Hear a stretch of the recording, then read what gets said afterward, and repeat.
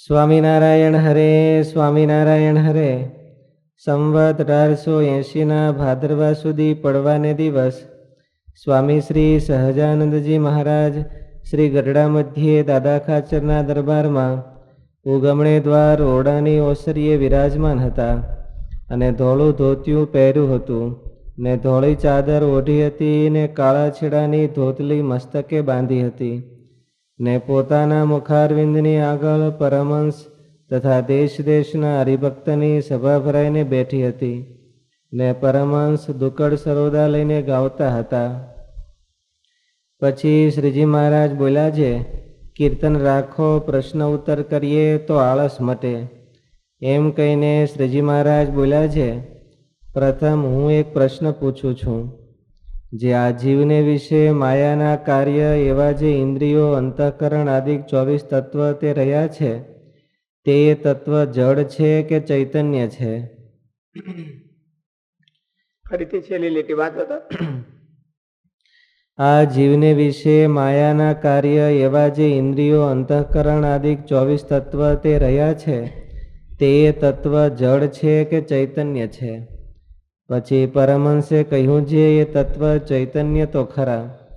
પછી શ્રીજી મહારાજ બોલ્યા છે, જ્યારે એ તત્વ ચૈતન્ય છે ત્યારે આ શરીરને વિશે જીવ છે તે ભેળા 24 તત્વના પણ 24 જીવ થયા.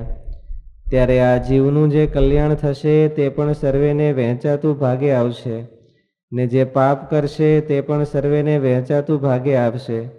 ચાન્ટિંગ કરે તો એમ કે જીભના જીવને મળે ફળ, હૃદયમાં જીવ છે એને ન મળે.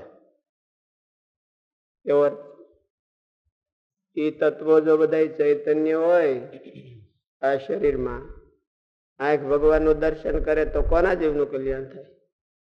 આંખના જીવનું કલ્યાણ. આંખમાં જીવ હોય એનું કલ્યાણ થાય. જીભ જો ભગવાનનું નામ લે તો જીભમાં જીવ હોય એનું કલ્યાણ થાય.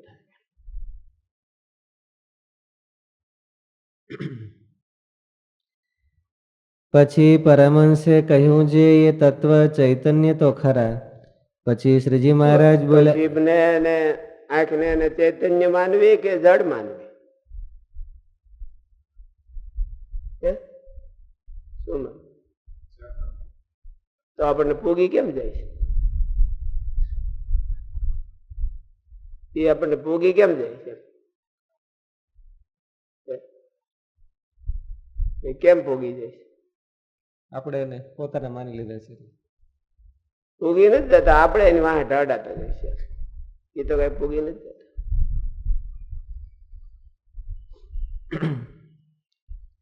પછી શ્રીજી મહારાજ બોલ્યા છે, જ્યારે એ તત્વ ચૈતન્ય છે ત્યારે આ શરીરને વિશે જીવ છે તે ભેળા 24 તત્વના પણ 24 જીવ થયા. ત્યારે આ જીવનું જે કલ્યાણ થશે તે પણ સર્વેને વહેંચાતું ભાગે આવશે ને જે પાપ કરશે તે પણ સર્વેને વહેંચાતું ભાગે આવશે. ત્યારે સુખ દુઃખનું જે ભોગતાપણું તે એક જીવને વિશે જ નહીં કહેવાય. અને સંચિત, પ્રારબ્ધ અને ક્રિયમાણ એ 3 પ્રકારના જે કર્મ તે પણ એક જીવને જ નહીં કહેવાય. અને નારદાદિક જે પૂર્વે મુક્ત થયા છે તેમનો એક પોતપોતાનો જીવ જ મુક્ત થયો છે, પણ તે ભેળા 24 તત્વના જીવ તો મુક્ત થયા કયા નથી.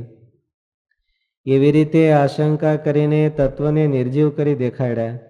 પછી તેમાં જે રીતે પરમહંસે ઉત્તર કર્યા તેને આશંકા કરીને ખોટા કરી નાખ્યા. તે કોઈ રીતે પરમહંસથી ઉત્તર થયો નહીં. પછી શ્રીજી મહારાજ બોલ્યા છે, લ્યો એનો ઉત્તર અમે કરીએ છીએ. એ તત્વ જે તે કાર્યકારણ ભેદે કરીને 2 પ્રકારના છે. તેમાં કારણરૂપ જે તત્વ છે તે ચૈતન્ય છે ને કાર્યરૂપ જે તત્વ છે તે જડ છે. અને આ જીવ છે તે પોતે વિશેષ સત્તાએ કરીને હૃદયને વિશે રહ્યો છે ને પોતાની સામાન્ય સત્તાએ કરીને દેહ, ઇન્દ્રિયો, અંતઃકરણમાં તદાત્મકપણે મળ્યો છે. તેણે કરીને એ દેહાદિક ચૈતન્ય જેવા જણાય છે, પણ એ તો જડ જ છે. અને જ્યારે એ જીવ ભગવાનનો ભક્ત થઈને ભગવાનના ધામમાં જાય છે ત્યારે જડ એવા જે તત્વ તે પડ્યા રહે છે. અને એ 24 તત્વ છે તે માયામાંથી થયા છે, માટે માયારૂપ છે ને જડ છે. અને દેહ ઇન્દ્રિયોને તત્વ પડ્યા રહે છે. દેવ મુક્તિ થાય એટલે 24 તત્વ પંચભૂત તો બળી જાય. 19 તત્વનું શરીર છે એ એમને પડ્યું છે, એ ફરતું રહે. પછી એ છે એ બીજા જીવને આપી દે ભગવાન. માયાના ગર્ભમાં પડ્યો હોય સુષુપ્તિમાં, એ બીજા જીવને એ કલેવર આપે. એટલે એ મને વાપરવા કેમ હે સેમ જ આપી દે. સૂક્ષ્મ શરીર નું જે કલેવર હોય એ બીજાને આપી દે. તો હું આપણે વાપરીને હરખું કર્યું હોય તો એનું હું એમ, એટલે એને કઈ ફાયદો નથી. કલેવર જો જીવમાં કઈ પાણી ન હોય તો કલેવર કઈ ફાયદો ન કરે. કોઈ મોટા મુક્ત થઈ ગયા, મુક્તાનંદ સ્વામીની મુક્તિ થઈ અને એને જે કલેવર વાપર્યું હોય એ આપણને મળી જાય, આપણે આવી અને ભગવાન આપણને આપી દે, તો એ કલેવર આપણને કઈ ફાયદારૂપ નથી. જીવમાં પાણી ન હોય તો એ કઈ ફાયદો ન કરે એમ. મુક્તાનંદ સ્વામીનું વાપરેલું હોય તો એ તો જડ છે એમ,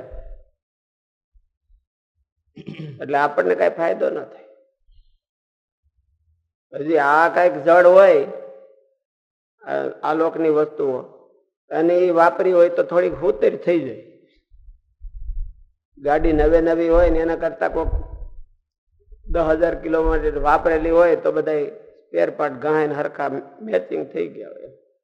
આમાં એવું નહીં કે આ કઈ હરખું હુતેર થઈ ગયું હોય. મુક્તાનંદ સ્વામી 500 માળા ફેરવતા હોય તો આની પાસે આવે તો 1-2 ફેરવે એવું કઈ જાણે જાણે ફેરવી જાય, ફેરવી દે એવું કઈ. આ તો જડ છે. ઓલા તો હજી થોડાક ફેરપાટ ગાય થોડાક થાય ખરા સીધા. નવા સાધન કરતા જૂનું સાધન થોડુંક હરખું હાલે છે. આ બે એટલે પછી આમાં ઓલા કોમ્પ્યુટર કે આઈપોડ લઈ આવે એમાં ઇન્સ્ટોલ નથી કરતા, એટલે જીવ પછી પોતાનું ઇન્સ્ટોલ કરે એ પ્રમાણે હાલે. ઓલા પ્રમાણે નું હાલે. કોમ્પ્યુટરમાં તો જાત થોડીક ફેર હોય તો વધારે હરખું ઓછું વધારે હાલે એમ, પણ આમાં બધા એક હરખી જાત. આંખ એટલે આંખ, કાન એટલે કાન, એમાં જે કેપેસિટી મૂકી હોય એ ભગવાન. એટલે આ એનો ઉપયોગ કરનારા ઉપર પાણી જોઈએ, ઉપયોગ કરનારાનું પાણી જોઈએ એમ, એ પ્રમાણે હાલે. મુક્તાનંદ સ્વામી પાસે 8.5 હાલતા હતા ઇન્દ્રિય અંતઃકરણ, એટલે આપણી પાસે હોતે 8.5 હાલે એવું નહીં. મુક્તાનંદ સ્વામીને પાણીના આધારે એ હાલતા હતા ને આપણું પાણી હોય એ પ્રમાણે આપણે હાલે એવું.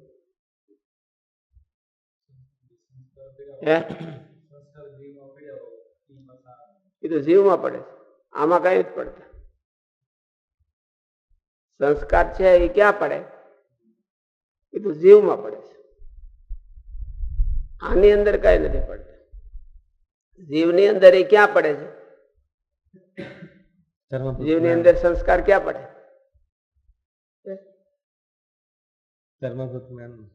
ધર્મભૂત જ્ઞાનમાં પડે છે. જીવમાં તો પાછું કઈ પડતું, પણ ધર્મભૂત જ્ઞાનમાં પડે એટલે જીવમાં પડી જાય એનો અર્થ. ધર્મભૂત જ્ઞાનમાં નિશ્ચય થાય એટલે જીવમાં નિશ્ચય થઈ ગયો. ધર્મભૂત જ્ઞાન અને બુદ્ધિ ને એકતા છે. મહારાજ કીધું બુદ્ધિમાં નિશ્ચય થાય તો જીવમાં નિશ્ચય થઈ ગયો. બુદ્ધિ છે એ માયિક તત્વ છે અને ધર્મભૂત જ્ઞાન છે એ માયિક તત્વ નથી, પણ બે ને એકતા છે.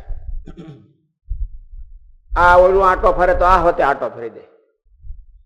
બુદ્ધિ એક આટો ફરે તો ધર્મભૂત જ્ઞાન હોતે એક આટો ફરી જાય. ધર્મભૂત જ્ઞાન એક આટો ફરે તો બુદ્ધિ હોતે ફરી જાય. એટલે બે હરખા આટા ફરે. એટલે ઓલામાં જે સંસ્કાર હોય એ આમાં થાય, આમાંથી હોય એટલે આમાં થાય. એટલે એમાં જો બળિયું થઈ જાય એ ઓલાને ફેરવે પડખે ના. ધર્મભૂત જ્ઞાન બળિયું થઈ જાય તો બુદ્ધિને ફેરવે પોતાના પ્રમાણે, અને બુદ્ધિ જો બળવાન થઈ જાય તો ધર્મભૂત જ્ઞાનને ફેરવી નાખે. ધર્મભૂત જ્ઞાન છે એ જીવને આધારે આવે, એનું મૂળિયું જીવમાં છે, ચોટી ગયું છે, અને બુદ્ધિનું મૂળિયું માયામાં ચોટી છે. એટલે બુદ્ધિનું જોર વધી જાય તો માયાનું જોર વધી જાય, અને ધર્મભૂત જ્ઞાનનું જોર વધી જાય તો જીવનું જોર વધી જાય. ભગવાનના ભગત ધામમાં જાય ત્યારે એમનો જેને ગુણ લીધો હોય કે મદદ કરી હોય અને ભગવાન એનું બેલેન્સ હોય એ આપે છે. એ કયું બેલેન્સ? એ તો એના સંસ્કારનું પુણ્ય પાપનું. આ કલેવર આપી દે એમ નહીં, એની ઉપર જે પુણ્ય પાપના સંસ્કાર પડ્યા હતા તો પુણ્ય પાપ લઈને તો ત્યાં જઈ ન શકે. પુણ્ય પાપે વિધુય નિરંજન પરમમ સામ્યમ ઉપાય. પુણ્ય પાપે વિધુય સારી રીતે ધોઈ નાખી એને ઉખેડી નાખે. એટલે કર્મનો એવો ન્યાય ભગવાને કર્યો છે કે જે કઈ કર્મ કોકે કર્યું હોય હારવું અથવા નરવું તો એનું ફળ દીધા વિના એ કર્મ લુપ્ત ન થાય. તો આની મુક્તિ થઈ તો આને પૂર્ણ કર્મ કર્યા હોય પાપ કર્મ કર્યા હોય એ બધાને ક્યાં નાખવા ભગવાનને? એટલે કલેવર હોતે કોકને આપી દેશે ને પૂર્ણ પાપ હોતે કોકને આપી દેશે. પણ કલેવર નું એવું કઈ નહીં કે કોને આપવું. કલેવર તો લાઈનમાં પેલો આવ્યો હોય ને આપી દે. આનું છૂટ્યું અને બીજો જીવ આવ્યો તો ભગવાન એને આપી દે. સ્ટોકમાં ન હોય તો ભગવાન નવું બનાવી દે. બુદ્ધિ ઇન્દ્રિય મન પ્રાણાન જના નામ અસૃજત પ્રભુ. ભગવાને જના નામ અસૃજત એટલે જનેભ્યો એમ. જના નામ એટલે જનેભ્યો, માણસોને માટે એ ભગવાન સર્જી આપે. પણ સર્જી આપવાનો દાખલો ત્યારે કરે કે જો ન હોય હાજરમાં સ્ટોકમાં. કારણ કે સ્ટોકમાં તો બહુ ઓછા હોય. મુક્તિ થાય એનું સ્ટોકમાં પડ્યું રહે, બાકીના તો ન પડ્યું રહે. એટલે મુક્તિ તો જાજાની થતી નથી. એટલે કલેવર મળે નહીં તો ભગવાન નવું સર્જી આપે. એટલે કોકની મુક્તિ થઈને પડ્યું હોય તો ભગવાન એને આપી દે. એમાં પાછું એમ કઈ ચોઈસ નહીં, જે આવ્યો એને આપી દે. વારો આવ્યો એને આપી દે. અને પુણ્ય પાપમાં તો ભગવાનને ફિક્સ ન કહ્યું કે આને જ આપવું જોઈએ, આને જ આપવું જોઈએ. જેનો ગુણ લીધો હોય, જેની મુક્તિ થઈ એનો ગુણ લીધો હોય તો એને ભગવાન પુણ્યનો હવાલો આપે, એને કે હવાલો આપે. અને જેને અવગુણ લીધો હોય કે હેરાન કર્યા હોય તો એને પાપનો હવાલો જાય. આ ચોખ્ખો થઈ અને આ ચોખ્ખો થઈ પુણ્ય પાપે રહિત થઈ ભગવાનની ભક્તિ એ સહિત થઈને જાય. આ બધા અહીં પડી જાય.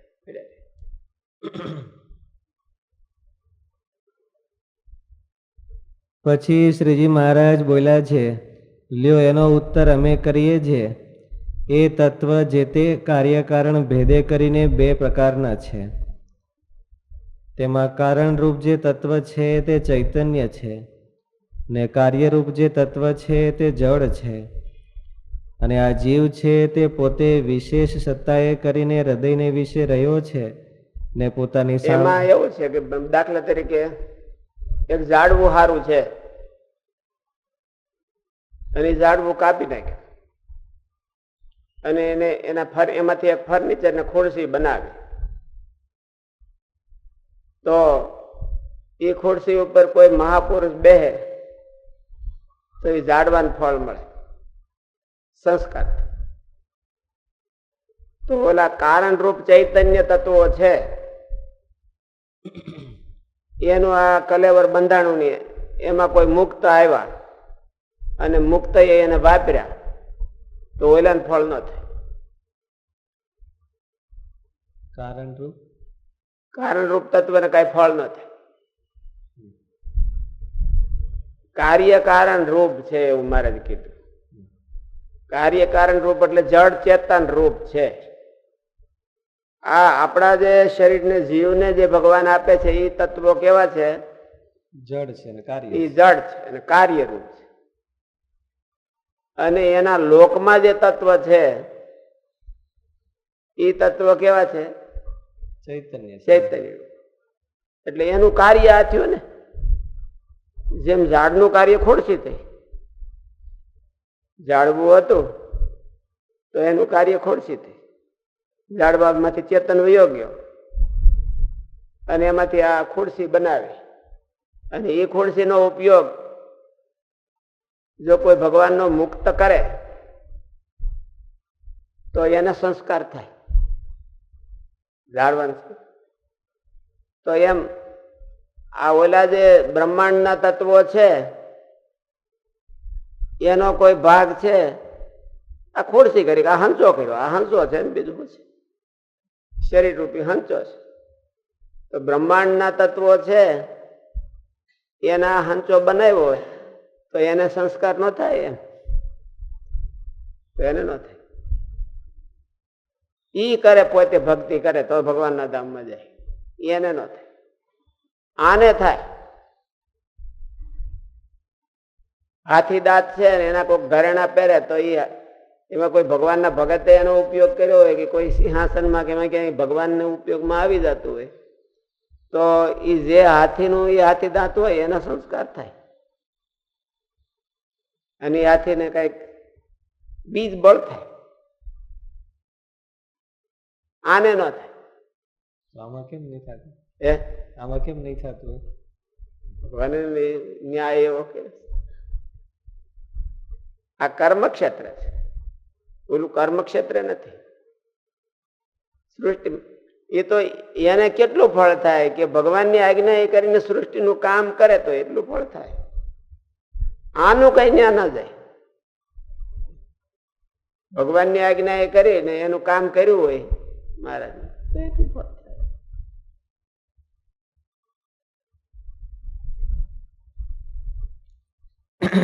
અને આ કર્મ ક્ષેત્ર છે એટલે આમાં બધાને થાય. કારણ કે એને મરી ગયા પછી આનું કઈક ઉપયોગમાં આવે તો એને ફળ મળે. કર્મ ક્ષેત્ર છે ને એટલે તેમાં કારણરૂપ જે તત્વ છે તે ચૈતન્ય છે અને કાર્યરૂપ જે તત્વ છે તે જડ છે. અને આ જીવ છે તે પોતે વિશેષ સત્તાએ કરીને હૃદયને વિશે રહ્યો છે ને પોતાની સામાન્ય સત્તાએ કરીને દેહ ઇન્દ્રિયો અંતઃકરણમાં તદાત્મકપણે મળ્યો છે. તેણે કરીને એ દેહાદિક ચૈતન્ય જેવા જણાય છે પણ એ તો જડ જ છે. અને જ્યારે એ જીવ ભગવાનનો ભક્ત થઈને ભગવાનના ધામમાં જાય છે ત્યારે જડ એવા જે તત્વ તે પડ્યા રહે છે. અને એ બ્રહ્માંડમાં પડ્યા રહે. અહીંથી શરીર છૂટે એટલે પ્રાણ છે એ બ્રહ્માંડની મર્યાદા સુધી જાય સામાન્ય રીતે. એવું થાય. મહારાજ અહીંયા આવીને છોડાવે તો અહીંયા ભાગવતી તન આપે. અને ક્રમ મુક્તિ થી જાય તો બ્રહ્માંડ વધી આ જાય ને પછી બ્રહ્માંડ થી એ મુક્તો છોડાવે.